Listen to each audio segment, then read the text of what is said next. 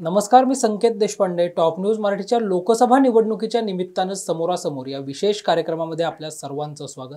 आज आपल्या स्टुडिओमध्ये आहेत पुणे शहर काँग्रेसमधलं एक वजनदार नाव आणि पुण्याच्या राजकारणामध्ये दादा या नावाने जे परिचित आहेत ते काँग्रेसचे जुने जाणते आणि विशेष म्हणजे निष्ठावान नेते मोहनदादा जोशी. दादा, तुमचं स्वागत आहे टॉप न्यूज मराठीच्या स्टुडिओमध्ये. दादा, तुम्ही सुरुवातीच्या काळामध्ये पत्रकारितेच्या माध्यमातून सर्वसामान्यांच्या प्रश्नांना वाचा फोडण्याचं काम केलं, परंतु यानंतर तुम्ही राजकारणाकडे कसे वळलात? नेमकं काँग्रेसच्या माध्यमातून तुमची राजकारणाकडे वाटचाल कशी झाली? म्हणजे मी ज्यावेळेला विद्यार्थी दशेमध्ये होतो त्याच वेळेपासून मी काँग्रेसपणे जी विद्यार्थी संघटना होती त्याच्यामध्ये मी काम करायला सुरुवात केली होती. आणि त्यावेळेच्या देशामध्ये एक असं जे वातावरण झालेलं होतं म्हणजे तो आणीबाणीचा पूर्वीचा काळ होता आणि एक राजकीय असं पूर्ण स्थित्यंतर झालेलं होतं. छात्र मुवमेंट ही मोठ्या प्रमाणावर होती, परंतु आमचं जे घराणं होतं ते कधीही राजकारणामध्ये असं, वडील हे काँग्रेसचे कार्यकर्ते होते पण साधे कार्यकर्ते होते असं काही नव्हतं. पण मला लहानपणी म्हणजे विद्यार्थी दशेमध्ये असताना शाळेत असताना सुद्धा मला नेतृत्व करण्याची फार मोठी हौस असायची.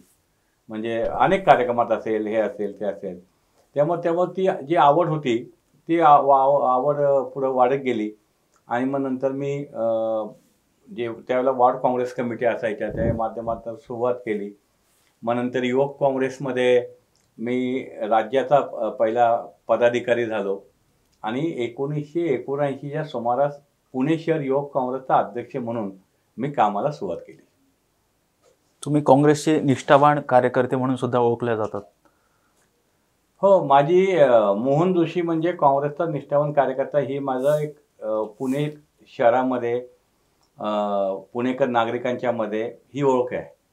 कारण मी सुरुवातीपासून आजपर्यंत अनेक वेळेला चांगले दिवस, वाईट दिवस, सत्ता असो सत्ता नसो, अनेक लोक पक्ष सोडून गेली, परंतु मी काँग्रेसचा जो झेंडा होता तो झेंडा खांद्यावर घेऊन जी सुरुवात केली होती ती आजपर्यंत गेल्या 45-50 वर्षाच्या माझ्या कारकिर्दीमध्ये मी कधीच पक्ष बदलला नाही. आणि काँग्रेसचाच माझी ओळख म्हणजे पुणे शहर ज्यावेळेला मोहन जोशींचं नाव घेतं त्यावेळेला हा काँग्रेसचा निष्ठावान कार्यकर्ता आहे ही माझी ओळख आहे. आणि माझ्या आयुष्याची सर्वात मोठी संपत्ती जर तुम्ही कुठली म्हणाल तर ती माझी आहे असं मी समजतो. दादा, आता लोकसभेच्या निवडणुका समोर आलेल्या आहेत. तुम्ही स्वतः इच्छुक आहात आणि तुम्ही तशी इच्छा देखील पक्षश्रेष्ठींकडे वारंवार बोलून दाखवलेली आहे. 99 आणि 2014 दोन्ही वेळेस तुम्ही उमेदवार देखील होतात. आता निवडणुकीला सामोरं जात असताना तुमचं पुणे शहरासाठीचं विजन काय? कारण वेकअप पुणेकरच्या माध्यमातूनही तुम्ही वाहतूक कोंडीसारख्या प्रश्नाला जी आहे ती वाचा फोडल्याचं पाहायला मिळालं. आज जर आपण पुणे शहराची जर परिस्थिती पाहिली तर पुणे शहरातील जे नागरी समस्या आहेत, पुणे शहरातील लोकांच्या दैनंदिन गरजेच्या ज्या गोष्टींच्या ज्या समस्या आहेत किंवा पुणे शहराच्या विकासाच्या समस्या आहेत, गेल्या 10 वर्षामध्ये पुणे शहरातून भारतीय जनता पार्टीचे खासदार हे निवडून गेले. 2014ला अनिल शिरोळे हे खासदार झाले. 2019ला स्वर्गीय गिरीश बापट हे खासदार झाले. गेल्या 10 वर्षाचा जर आपण पुणे शहराचा जर आलेख पाहिला तर शहर विकासाच्या बाबतीत असेल, नागरी समस्येच्या बाबतीत असेल, हे आहे त्याच ठिकाणी आहे. या 10 वर्षाच्या राजकीय जर आपण काही गोष्टी जर बघितल्या तर पुणे महानगरपालिकेच्या इतिहासामध्ये आजपर्यंत कुठल्याही राजकीय पक्षाला पूर्ण बहुमत असं कोणी पुणेकरांनी कधी दिलं नव्हतं. ते पहिल्यांदा पुणेकरांनी भारतीय जनता पार्टीला 100 नगरसेवक निवडून दिले. हा आजपर्यंतचा इतिहास होता. दुसरा इतिहास असा झाला की विधानसभेमध्ये 8 जागा पुणे शहर च्या मतदारसंघात येतात. त्या 8ही विधानसभेमध्ये भारतीय जनता पार्टीचे आमदार निवडून आले. खासदार भारतीय जनता पार्टीचा निवडून आला. राज्यसभेवर खासदार भारतीय जनता पार्टीचा निवडून आला. केंद्रीय मंत्री भारतीय जनता पार्टीचा, पालकमंत्री भारतीय जनता पार्टीचा. म्हणजे पुणेकरांनी भारतीय जनता पार्टीला भरभरून दिलं. पण या 10 वर्षामध्ये भारतीय जनता पार्टीने पुणेकरांना काय दिलं हा माझा खरा सवाल आहे. आणि हा सवाल घेऊनच मला ही लोकसभेची निवडणूक लढवायची आहे. मला माझ्या दृष्टीने राजकीय स्वार्थापेक्षा मी खासदार होणं ह्याच्याही पेक्षा मला पुणेकरांना पुणेकरांच्या ज्या गोष्टी आहेत, ज्या समस्या आहेत आणि पुणे शहराचा विकास हा कार्यक्रम घेऊन मी लोकसभेची निवडणूक लढवण्याचं माझ्या मनामध्ये इच्छा आहे. पक्षाने जर मला संधी दिली तर त्या संधीचं सोनं मी 100% करेन हा मला विश्वास आहे. कारण गेले 45-50 वर्षाच्या या पुणे शहरातील सामाजिक असेल, राजकीय असेल, धार्मिक असेल, या प्रत्येक प्रवाहामध्ये मी न थांबता प्रवाहामध्ये राहिलेलो आहे. अनेक वेळेला मी अनेक चेहरे पाहिलेत, अनेक कार्यकर्ते पाहिलेत, अनेक नेते पाहिलेत की ते पदावर आले की त्या प्रवाहामध्ये असतात, पदावरून गेले की त्या प्रवाहापासून दूर होतात. परंतु सत्ता असो नसो, पद असो नसो, मी सातत्याने पुणेकरांच्यासाठी सातत्याने झटणारा कार्यकर्ता या प्रवाहामध्ये राहिलो आहे. त्यामुळं मला पुणे शहराची नाडी माहीत आहे. पुणे शहराची नाडी माहीत असल्यामुळं पुणेकरांना काय हवं असतं आणि फार मोठी अपेक्षा नसते पुणेकरांची. पण आज जर आपण पाहिलं तर पुणे शहर हे एक महानगर झालेलं आहे. पुणे शहर हे एक मेट्रो सिटी आहे. आज आपण देशामधल्या ज्या मेट्रो सिटींचा जर अभ्यास केला तर दिल्ली असेल, चेन्नई असेल, बेंगलोर असेल, मुंबई असेल, अहमदाबाद असेल किंवा अनेक राज्यांच्या ज्या राजधान्या आहेत त्या मेट्रो सिटी म्हणून पुढं विकसित झालेल्या आहेत. पुणे ही मेट्रो सिटी जी झाली आहे तिचं वैशिष्ट्य असं आहे की Pune is the only non capital metro city.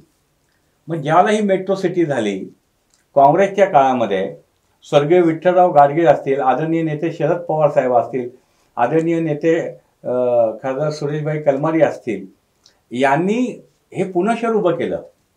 म्हणजे इथं केंद्र सरकारच्या ज्या काही आज मोठ्या मोठ्या गोष्टी तुम्हाला इथे दिसतात आहे त्या सर्व गोष्टी पुणे शहरामध्ये आणण्याचं काम काँग्रेसच्या माध्यमातून झालं. पुणे शहर IT हब काँग्रेसने केलं, पुणे शहर ऑटोमोबाईल हब काँग्रेसने केलं, पुणे शहर एज्युकेशनचं हब, इंटरनॅशनल एज्युकेशन हब काँग्रेसने केलं, पुणे शहर हे मेडिसिन हब हे काँग्रेसने केलं, उद्यानाचं शहर काँग्रेसने केलं, स्वच्छ आणि चांगलं पाणी हे काँग्रेसने दिलं. म्हणजे या शहराची ज्या ज्या गोष्टी महत्त्वाच्या होत्या त्या सर्व गोष्टी काँग्रेसने दिल्या. UPAच्या कालखंडामध्ये ज्याला मनमोहन सिंग या देशाचे पंतप्रधान होते त्यावेळेला जवाहरलाल नेहरू नागरी पुनर्विकास जो कार्यक्रम होता JNRU त्याच्या माध्यमातून हजारो कोटी रुपये या पुणे शहराला मिळाले आणि पुणे शहराचा विकास झाला. हा जर एकीकडे इतिहास असताना त्यानंतर इथं भारतीय जनता पार्टीची सत्ता आली. 10 वर्षामध्ये मी जसं मगाशी तुम्हाला उल्लेख केला की एवढं दिलं पुणेकरांनी यांना भरभरून. या 10 वर्षामध्ये भारतीय जनता पार्टीच्या नेत्यांना माझं एक खुलं आव्हान आहे. मी कधीही चर्चेला यायला तयार आहे, कधी बोलायला तयार आहे, कुठल्याही व्यासपीठावर यायला तयार आहे. त्यांनी एक गोष्ट फक्त सांगावी, एक गोष्ट की जी आम्ही पुणेकरांच्या विकासासाठी केली, काहीही केलेलं नाही. आज जर आपली शहराची अवस्था जर आपण पाहिली तर आज आपण शहरामध्ये पहिलं सुरुवातीच्या काळामध्ये असं होतं की शहरामध्ये वाहतूक कोंडी असायची, पण ते काय असायची काही रस्त्यावरती पीक आवर असताना ते वाहतूक कोंडी असायची. आज तुम्ही पुणे शहरात सकाळी 8 वाजता बाहेर पडा, 9 वाजता बाहेर पडा, कुठल्याही चौकात जा, कुठल्याही रस्त्यावर जा, तुम्हाला वाहतूक कोंडीचा त्या ठिकाणी सामना करावा लागतो. ही अवस्था का इतकी निर्माण झाली? हे नियोजन शून्य भारतीय जनता पार्टीचं सरकार महाराष्ट्रामध्ये आणि केंद्रामध्ये आल्यापासून पुणेकरांच्यावर सातत्याने अन्याय झालेला आहे. ही माझी भावना आहे आणि ही भावना, हा अन्याय पुणेकरांच्यावरचा दूर करण्यासाठी मला ही निवडणूक लढवायची आहे आणि पुणेकरांना न्याय द्यायचा आहे. दादा, जसं आता तुम्ही सांगितलं की पुण्याचा विकास हा विठ्ठलराव गाडगे असतील, शरद पवार असतील, त्यानंतर सुरेशभाई कलमाडी यांच्यामुळे पुण्याचा विकास झाला. परंतु सध्या जी पक्षाची तुमची अवस्था आहे ही काय अंतर्गत गटबाजीमुळे आहे असं वाटतं? काँग्रेस पक्षामध्ये कुठलीही गटबाजी आता नाही आहे. काँग्रेस पक्षाचं एक वैशिष्ट्य तो आम्ही सांगतो की मतभेद असतात, परंतु ज्यावेळेला निवडणुका येतात आणि पक्षाचा अधिकृत उमेदवार एकदा जाहीर झाला की तो जाहीर झाल्यानंतर त्या ठिकाणी सर्व लोक मतभेद विसरून काँग्रेसच्या उमेदवाराच्या विजयासाठी लागतात. हा आतापर्यंत इतिहास आहे, ही परंपरा आहे. हे आपण अनेक निवडणुकीमध्ये पाहिलं आहे. मग महानगरपालिकेची निवडणूक असेल, विधानसभेची निवडणूक असेल किंवा लोकसभेची निवडणूक असेल. मतभेद असतात पण मनभेद नसतात. हे काँग्रेसचं वैशिष्ट्य आहे. काँग्रेस हा मास बेस्ड पार्टी आहे, हा केडर बेस्ड पार्टी नाही आहे. आणि त्यामुळं अनेक लोक असतात, अनेकांची अपेक्षा असतात, अनेकांना असं वाटतं की मला नेतृत्व करायची संधी मिळाली पाहिजे. आणि ह्या ह्यानी त्याच्यामुळे जरी मतभेद असले तरी काँग्रेस एकसंघ आहे. 2 दिवसापूर्वीच आमची काँग्रेस भवन येथे सर्व नेत्यांची बैठक झाली होती. अखिल भारतीय काँग्रेस समितीच्या ज्या आमच्या प्रभारी आहेत पश्चिम महाराष्ट्राच्या सोनलबेन पटेल यांच्या नेतृत्वाखाली ती बैठक झाली.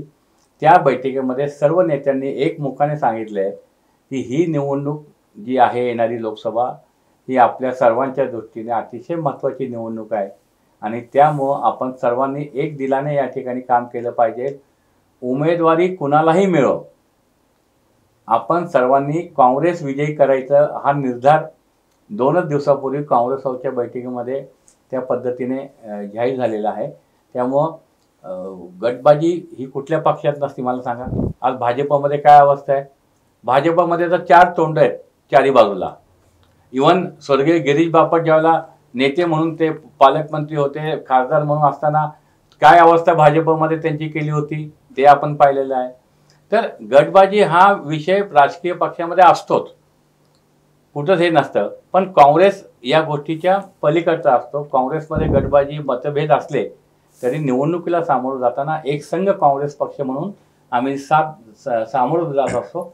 हा आमचा आजपर्यंतची परंपरा राहिली आहे. जसं तुम्ही सांगितलं की प्रत्येक पक्षामध्ये गटबाजी असते, परंतु भारतीय जनता पक्षाची अवस्था बघितली सध्या तो मजबूत अवस्थेमध्ये दिसतो, पण काँग्रेसला सध्या गटबाजी परवडणारी नाही ना. मी आत्ताच सांगितलं, पहिल्या प्रश्नाच्या उत्तरामध्येच माझं हे उत्तर आलेलं आहे. भारतीय जनता पार्टी आज एक संघ नाही आहे. भारतीय जनता पार्टीचा शहर अध्यक्ष निवडताना झालेल्या गोष्टी आपल्या सर्वांनी पुणेकरांनी पाहिलेल्या आहेत. आज त्यांचे जे इच्छुक उमेदवार आहेत, एक उमेदवार त्या ठिकाणी कार्यक्रम करतोय, एक उमेदवार ह्या ठिकाणी कार्यक्रम करतोय, एक उमेदवार घरोघरी जातोय, एक तिकडं जातोय. जर भारतीय जनता पार्टीमध्ये गटबाजी नसती तर मारामाऱ्या झाल्या नसत्या ना. पुणे महानगरपालिकेमध्ये आजपर्यंत महानगरपालिकेचे ऑफिसेस कधीच काचेचे तोडफोड झाली नव्हती. ते स्वीकृत नगरसेवकाच्या वेळेला महानगरपालिकेमध्ये यांची सत्ता असताना त्या ठिकाणी काचेचा संपूर्ण ढीग आणि मारामाऱ्या भाजपच्या हे पुणेकरांनी पाहिलेलं आहे. त्यामुळं आज भाजपमध्ये अवस्था अतिशय वाईट आहे. त्यांना नेतृत्व नाही आहे, त्यांच्याकडे दिशा नाही आहे. आणि त्यामुळेच आता भारतीय जनता पार्टीच्या 195 उमेदवाराची यादी ही पहिली यादी जाहीर झाली, पण यात महाराष्ट्राचा एकसुद्धा भाजपचा उमेदवार का येऊ शकला नाही. नितीन गडकरी जे आज केंद्रामध्ये सर्वात पॉवरफुल मंत्री म्हणून त्या ठिकाणी त्यांचा उल्लेख केला जातो, त्यांनी खऱ्या अर्थाने काम केलं विकासाचं. मोदीजींचं आणि गडकरींचं जमत नाही म्हणून त्यांनी त्यांना पहिल्या यादीत स्थान दिलं नाही ना. म्हणजे ही जी परिस्थिती आहे आज भारतीय जनता पार्टीची परिस्थिती अतिशय वाईट आहे. पुणेकरांनी समजून घेतलेलं आहे की 10 वर्षे आपण यांना लोकसभेला पाठवलं, विधानसभेला पाठवलं, महानगरपालिकेत पाठवलं. येणाऱ्या निवडणुकीच्या नंतरच्या ज्या निवडणुका होतील, लोकसभेच्या निवडणुकीत काँग्रेस विजय होईल, विधानसभेत काँग्रेस विजय होईल, महाविकास आघाडीचं सरकार या राज्यामध्ये परत येईल आणि महानगरपालिका सुद्धा महाविकास आघाडी आणि काँग्रेसच्या ताब्यात येईल. बरं, अरविंद शिंदे यांनी कोणतेही घेतलेले कार्यक्रम असतील किंवा आंदोलन असतील त्यामध्ये तुम्ही दिसत नाही किंवा तुम्ही घेतलेल्या कार्यक्रमांमध्ये ते दिसत नाहीत, हा एक योगायोग समजायचा का? असं नाही आहे. अनेक कार्यक्रमामध्ये आम्ही सर्व नेते एकत्र असतो. मी तुम्हाला 100 कार्यक्रम मी दाखवून देईल की ज्या ठिकाणी अरविंद शिंदे असतील, आम्ही सर्व असू, आम्ही एकत्र कार्यक्रमाला असतो. कधी कधी काय होतं, एखाद्या वेळेला एखाद्या कार्यक्रमाला मी उपस्थित राहू शकत नाही किंवा एखाद्या कार्यक्रमाला अरविंद शिंदे उपस्थित राहू शकत नाही, एखाद्या कार्यक्रमाला आमदार जर मुंबईत अधिवेशनाला असले तर ते उपस्थित राहू शकत नाही.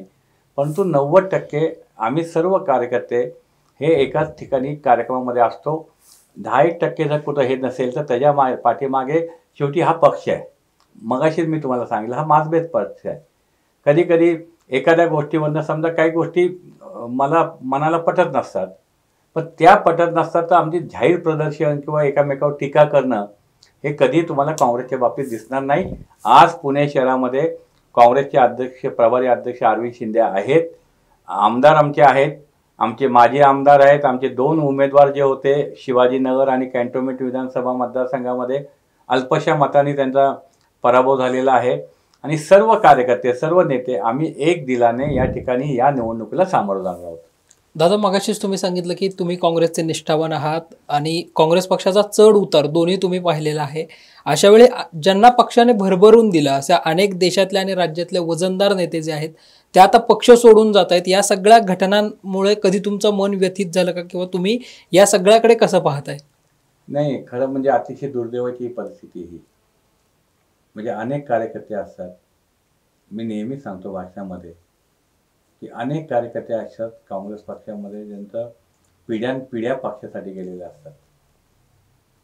त्यांना कधीही साधी कुठलीही स्पेशल एक्झिक्युटिव्ह मॅजिस्ट्रेटची सुद्धा अपेक्षा नसते, पण ती लोक काँग्रेसची निष्ठावून राहतात. परंतु ज्यांना पक्षाने भरभरून दिलं, अशी लोक ज्यावेळेला सत्तेसाठी, पैशासाठी आणि स्वार्थासाठी पक्ष सोडतात, त्यावेळेला मनाला अतिशय वेदना होतात. आणि ह्या वेदना इतक्या तीव्र असतात की मग राजकारणाचा कधी कधी असं वाटतं की काय चाललंय, कुठल्या लेवलला हे राजकारण चाललंय. पण या सर्व गोष्टींना जे कारणीभूत आहे ते भारतीय जनता पार्टी आहे. आजपर्यंत ह्याच्यापूर्वी असं कधी झालं नव्हतं. ईडीची धमकी द्यायची, CBIची धमकी द्यायची, इन्कम टॅक्सची धमकी द्यायची, ह्याची धमकी द्यायची, त्याची धमकी द्यायची. म्हणजे दहशतीच्या वातावरणाखाली सत्ता मिळवायची. सत्ता आता हिमाचल प्रदेशसारख्या राज्यामध्ये लोकांनी निवडून दिलेलं सरकार, कर्नाटकमधलं आत्ता सरकार पुन्हा बहुमताने आलं काँग्रेसचं, 135 जागा लोकांनी निवडून दिला. का दिल्या? तर ज्या पद्धतीने भारतीय जनता पार्टीने तिथं ऑपरेशन लोटस केलं होतं, हा लोकांना राग होता. तर भारतीय जनता पार्टीचं कसं आहे की काही करा, काही मार्ग अवलंबायचा, नैतिकता सोडून नैतिकतेचा गप्पा मारणारा हा भारतीय जनता पार्टी, स्वर्गीय अटलजींचा भारतीय जनता पार्टी, लालकृष्ण अडवाणींचा भारतीय जनता पार्टी, हे आता राहिलेलं नाही. आज त्या पक्षाची जे नेतृत्व करतात त्यांनी सर्व पक्षातल्या लोकांना या ठिकाणी फोडाफोडीचं राजकारण करून जे केलं आहे. पण नेते गेले, मनाला वेदना झाल्या, परंतु कार्यकर्ते त्याच्यामुळे आता त्वेषाने पेटलेले आहेत आणि ते बाहेर पडलेले आहेत. जे गेले गयाराम, त्यांनाही धडा शिकवायचा, आणि ज्यांनी हे कटक कारस्थान केलं त्या भारतीय जनता पार्टीला सुद्धा धडा शिकवायचा. ही आता कार्यकर्त्यांची आणि मतदारांची मनस्थिती झालेली आहे. दादा, बऱ्याच दिवसांपासून पुणे लोकसभा हा चर्चेमध्ये आहे. काँग्रेसकडून 20 जण इच्छुक आहेत पुणे लोकसभेसाठी. तर काँग्रेस पक्षाने तुम्हालाच का उमेदवारी द्यावी?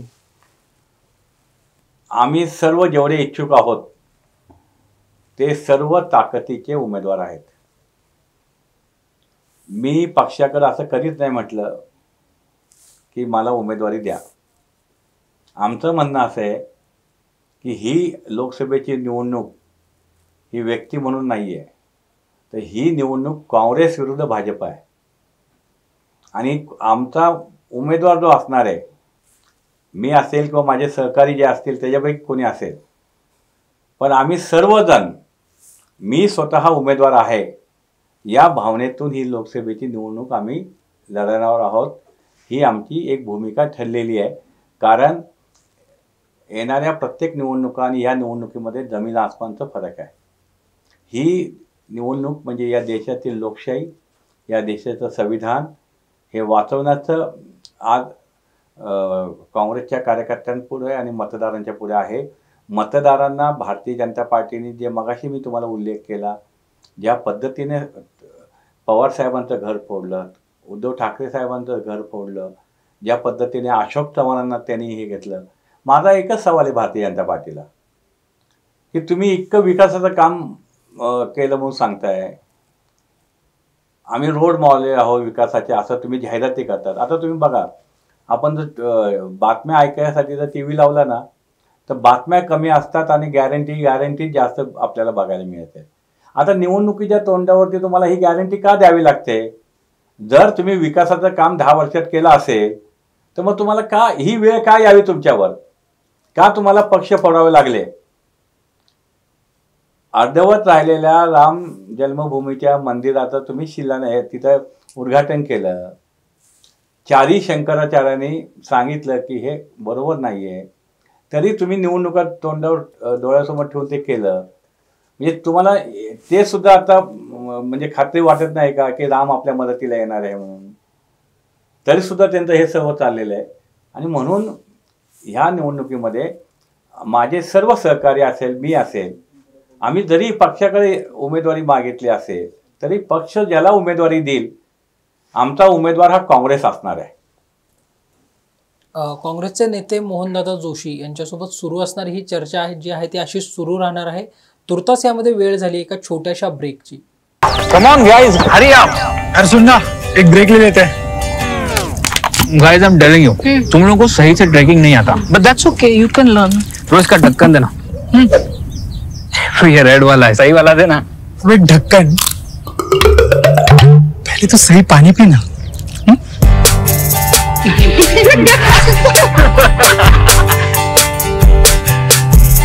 Manikchand Oxyrich, proudly Indian. ब्रेकनंतर आपल्या सर्वांचं पुन्हा एकदा स्वागत. आज टॉप न्यूज मराठीच्या लोकसभा निवडणुकीच्या निमित्तानं समोरासमोर या विशेष कार्यक्रमामध्ये आपल्या सोबत आहेत काँग्रेस नेते मोहनदादा जोशी. दादा, सलग 28 वर्ष कसब्यावरती भारतीय जनता पक्षाचा आमदार होता आणि 28 वर्षानंतर कुठेतरी काँग्रेसची त्या ठिकाणी सत्ता आमदार निवडून आल्याचं पाहायला मिळते. परंतु ज्या प्रकारे काँग्रेसचा आमदार त्या ठिकाणी निवडून आला आणि कार्यकर्त्यांमध्ये त्यावेळी मोठा उत्साह संचारल्याचं आपल्याला दिसून आलं होतं, पण त्या उत्साहाचा फायदा हा पुण्यामध्ये सध्या दिसत नाहीये. कुठं काँग्रेस कमी पडते का फायदा घेण्यासाठी? काँग्रेस पक्षाने 29 वर्षानंतर भारतीय जनता पार्टीचा असलेला गड कसबा विधानसभा मतदारसंघ पोटनिवडणुकीमध्ये महाविकास आघाडीच्या सहकार्याने आम्ही त्या ठिकाणी विजयी झालो. कालच त्या घटनेला 1 वर्ष पूर्ण झालेलं आहे आणि 1 वर्षानिमित्ताने काल आम्ही संपूर्ण कसबा विधानसभा मतदारसंघातनं एक मतदारांना एक संकल्प यात्रा आणि हे सुद्धा केलेलं आहे. ते जे वातावरण होतं, हे वातावरण सध्याच्या राजकीय परिस्थितीमध्ये भारतीय जनता पार्टीच्या राजकारणाच्या विरोधामध्ये दिलेला कौल होता लोकांनी. तो कौल गेले वर्षभर त्या मतदारसंघात माझे सहकारी आमदार रवींद्र गंगेकर हे अतिशय चांगल्या पद्धतीने काम करत आहेत. त्यांनी चांगलं काम केलं, तिथलं विकासाची कामं केली, लोकांचे प्रश्न सोडवले आणि त्यामुळं आज संपूर्ण पुणे शहरामध्ये म्हणजे कसबा पोटनिवडणुकीचा आम्हाला एवढा फायदा झाला की आज पुणे शहरातील 6ही विधानसभा मतदारसंघामध्ये आज काँग्रेस पक्षाचं एक वातावरण तयार झालं आहे. ते वातावरण तयार होत असताना आपण कसब्याच्या पोटनिवडणुकीला साक्षीदार आहात तुम्ही दोघंही. त्यावेळेला आपण काय पाहिलं की प्रचंड कोट्यावधी रुपयाचा धुराडा भारतीय जनता पार्टीने त्या ठिकाणी उडवला. मुख्यमंत्री असतील, उपमुख्यमंत्री असतील, मंत्रिमंडळातील मंत्री असतील, खासदार आमदार असतील, जे पूर्ण राज्याची संपूर्ण फौज त्यांनी मग सरकारी यंत्रणा या ठिकाणी राबवली, सर्व गोष्टींचं हे केलं, तरी सुद्धा 11,000 मतांनी त्यांचा पराभव झाला. ही नांदी होती पुण्यातल्या राजकीय परिवर्तनाची.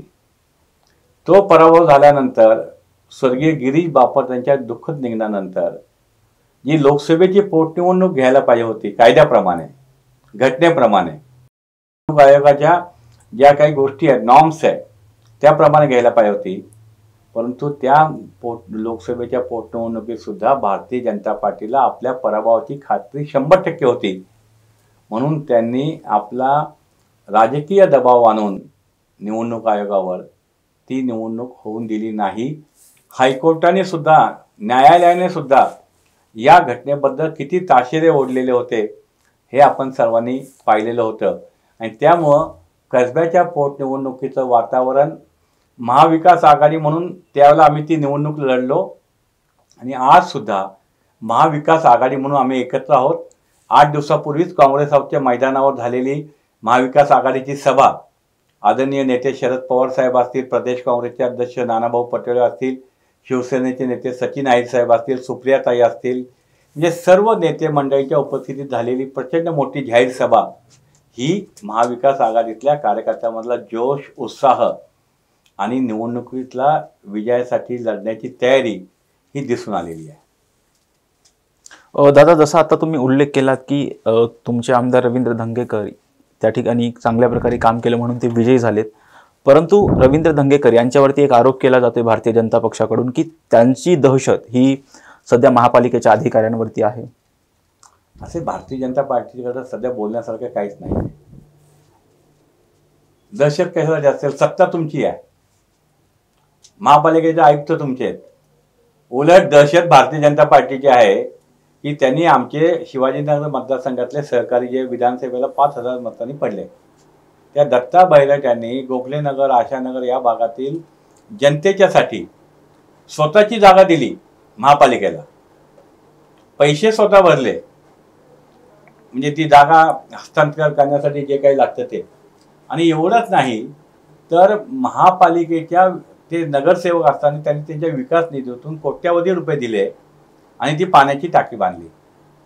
आणि ती पाण्याची टाकी बांधल्यानंतर उद्घाटनासाठी म्हणून जो जीबीचा झालेला ठराव, महानगरपालिकेचा जो कायदा आहे, जो ऍक्ट आहे, त्या ऍक्टमध्ये जनरल बॉडीमध्ये झालेला ठराव हा अंतिम ठराव असतो. असं असताना सुद्धा आयुक्तांना आम्ही पत्र दिलं लेखी जाऊन सर्वांनी मिळून, सर्व नेते काँग्रेसचे गेले होते, पत्र दिलं होतं की तुम्ही जो झालेला ठराव आहे त्या पद्धतीने याचं उद्घाटन करा. परंतु भारतीय जनता पार्टीची दडपशाही ही अधिकाऱ्यांच्यावर, प्रशासनावर एवढी होती की त्यांनी ते काही न करता त्या ठिकाणी पालकमंत्र्यांच्या हस्ते त्याचं उद्घाटन करायचं ठरवलं. काँग्रेस हा एक गांधीजींच्या मार्गाने चालणारा पक्ष आहे. आम्ही गांधीगिरी करू शकतो पण दादागिरी करू शकत नाही, दहशत करू शकत नाही, कारण आमची विचारसरणी ही गांधीजींची विचारसरणी आहे. आम्ही त्या ठिकाणी जाऊन आंदोलन केलं. त्या आंदोलनामध्ये सुद्धा पोलिसांना भाजपचे एजंट म्हणून त्यांनी वापरलं आणि आमच्यावर लाठीमार केला. आता तुम्ही मला सांगा, एखाद्या महानगरपालिकेच्या उद्घाटनाच्या कार्यक्रमामध्ये SRP कधी आली आजपर्यंत? अशा पद्धतीचा असताना सुद्धा आम्ही त्या ठिकाणी हे केलं. आता तुम्ही मला उत्तर सांगा की दडपशाही भाजपची आहे का गांधीगिरी करणाऱ्या काँग्रेसची आहे? साधं उदाहरण आहे आणि जनता पाहते हे, ह्या सर्व गोष्टी पुणेकर बघतात आहे. दादा, तुम्ही सांगितलं की तुम्ही गांधीगिरीच्या मार्गाने आंदोलन केलं, परंतु एक व्हिडिओ व्हायरल झाला होता की रवींद्र धंगेकर अधिकाऱ्यांना शिवीगाळ करतात. असे आहे की तो व्हिडिओ व्हायरल करताना सुद्धा ज्या पद्धतीने तो व्हिडिओ व्हायरल केला गेला त्यातला तोडून केला गेला. आणि त्याबद्दल सुद्धा सांगतो, अशा गोष्टी ज्यावेळेला असतात त्या गोष्टीचा आम्ही सुद्धा सहमत नसतो त्या गोष्टीला. परंतु ही दहशत नव्हती, ही दादागिरी नव्हती. जर कुणाकडनं चूक झाली असेल, त्या अधिकाऱ्यांनी त्या ठिकाणी जर महापालिकेचे नियम कायदे धाब्यावर बसून जर तुम्ही उद्घाटन करत असाल तर ते चुकीचं आहे ना. मी जर आमदार असेल, मी जर लोकप्रतिनिधी असेल तर मला जो अधिकार आहे तो अधिकार तुम्ही माझ्या बांधा आणू शकत नाही त्याला. आणि म्हणून अशा ह्याच्यातनं घटनेतनं जे काही प्रकार झाला असेल, पण अशा घटनेला सुद्धा आम्ही कधीही पाठिंबा दिलेला नाहीये. दादा, तुम्ही काँग्रेस पक्षाचे अतिशय निष्ठावान नेते आहात, विधान परिषदेला आमदार देखील राहिलेला आहात. आत्ताचं जे महाराष्ट्राचं बदलतं राजकारण आहे, या बदलत्या राजकारणाला अनुसरून कोणत्या अन्य पक्षीयांकडून तुम्हाला कधी ऑफर देण्याचा प्रयत्न केला गेलाय? माझ्याकडे कोणी येतच नाही, कारण त्यांना माहिती आहे की इथं जाऊन काय उपयोग होणार नाही आपला. नाहीतर ज्यावेळेला निवडणुका होतात, मी एक पुणे शहरामध्ये एक संस्कृती ठेवलेली आहे की ज्यावेळेला आम्ही निवडणुकीला जाताना आमच्या पक्षाची धोरणं घेऊन आम्ही त्या व्यासपीठावरनं भांडतो, निवडणुका लढवतो आणि विजयी होतो. परंतु निवडणुका झाल्यानंतर 5 वर्ष पुणेकरांच्यासाठी, पुणे शहराच्या विकासासाठी सर्वांना बरोबर घेऊन जाण्याची भूमिका मी आजपर्यंत ठेवलेली आहे.